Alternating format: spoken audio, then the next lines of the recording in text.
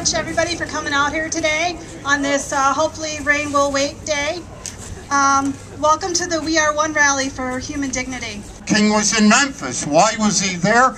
He was there in solidarity with the sanitation workers who were the poorest, who were black, whose placards all said, "I am a man." That was their saying, "I am a man," the most basic dignity, and who called for simply having a voice in their union. And King had combined class with race. He was talking about the Poor People's Campaign and the need, in fact, to change the basic priorities that we have in our society. So King finally, he believed the Bible says, you'll recall, with Cain and Abel, Cain is asked, by God, are you your brother's keeper? And he says, am I my brother's keeper?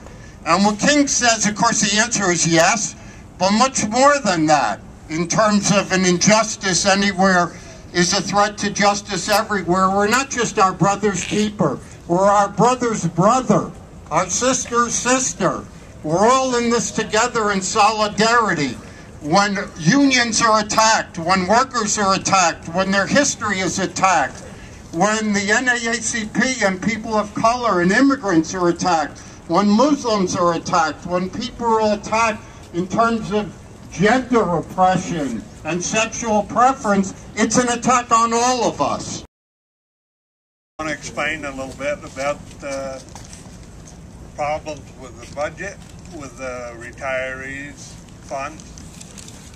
Out of that $9 million that they're hollering about, $8 million of it is unfunded liability, which means that the state did not pay their part. Up till 1995, the state not only didn't pay in one that could get by without doing it to balance their budget, but they also dipped into our pension funds to balance their budget. The unfunded liability is the money that they took away from state retirees and never put back. Now they want us to pay this bill off. They want us to pay 2% more. I've been retired since 2008. I have not seen a cost of living. He says another 3 years, still no cost of living. But he wants me to pay 5% now of the health insurance that the state of Maine promised me if I would work for him. Woo! In speaking about right-to-work laws in 1961, the Reverend Dr. Martin Luther King summed it up best when he stated, and I'm quoting, "We must guard against being fooled by false slogans such as right to work. It is a law to rob us of our civil rights and job rights. Its purpose is to destroy labor unions and the freedom of collective bargaining by which unions have improved wages and working conditions for everyone. Whenever these laws have been passed, wages are lower, job opportunities are fewer and less, and there are no civil rights." I was a college junior when Dr. Martin Luther King Jr. was assassinated. I well remember that terrible April 4th when I got the news. I'd been listening to a radio talk show and I called in to recount an occasion in 1961 when I spent the day with Dr. King. My family and I picked him up at the airport in Indianapolis and drove him to a speaking engagement an hour away. Unlike that dark day of his passing, that shining day in June ranks among the most momentous of my life. We Are One harkens back to Dr. King's final day in Memphis 43 years ago. In that difficult hour, Dr. King lent the full weight of his moral authority to that city's 1,300 sanitation workers. A coalition of civil and human rights organizations, Dr. King, the religious community, and the union movement stood with the striking workers as they faced down the armed forces of a city and a state. The day before his murder, Martin Luther King Jr. talked about the end of his life. There is that same wistful quality in his words that he displayed when our family visited with him in the car.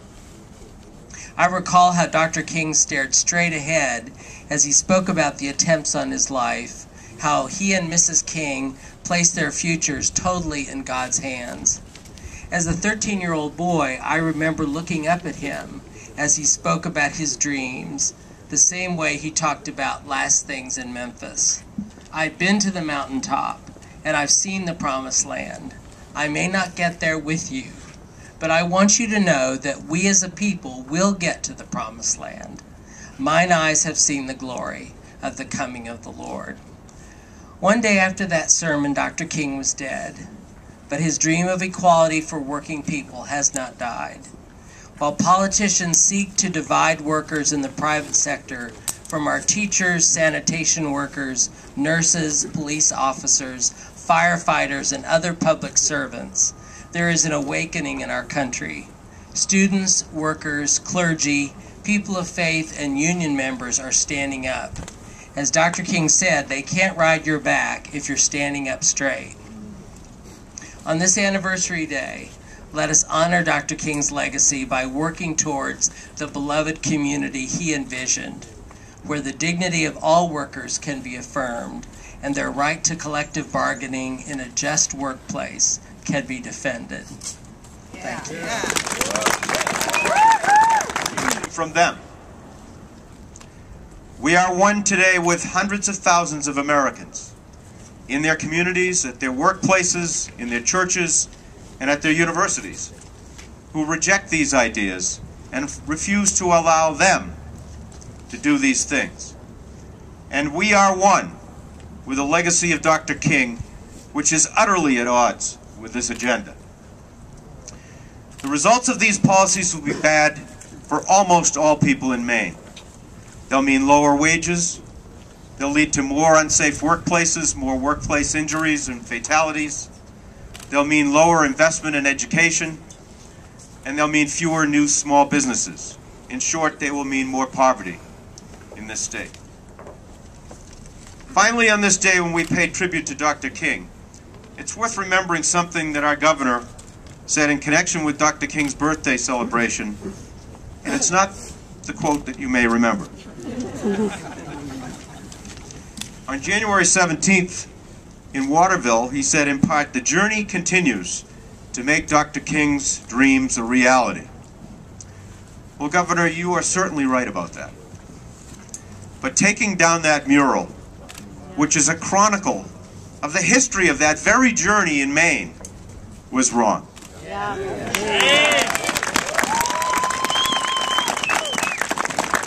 It was divisive, and it clearly demonstrated how far he has to go to get back to the real task that he has at hand, and that is creating jobs for the citizens of this state.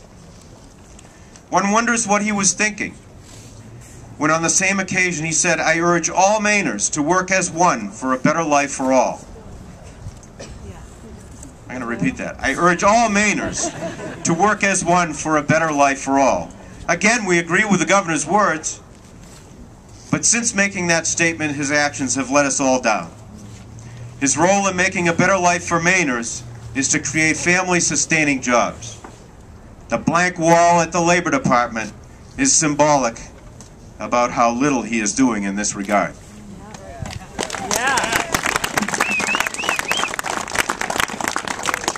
The night before he was killed while supporting striking sanitation workers in Memphis, Dr. King delivered his famous "I've been to the mountaintop" speech, which, again, the Reverend cited. And the end of that speech is probably the most chilling and maybe inspiring paragraph in American history.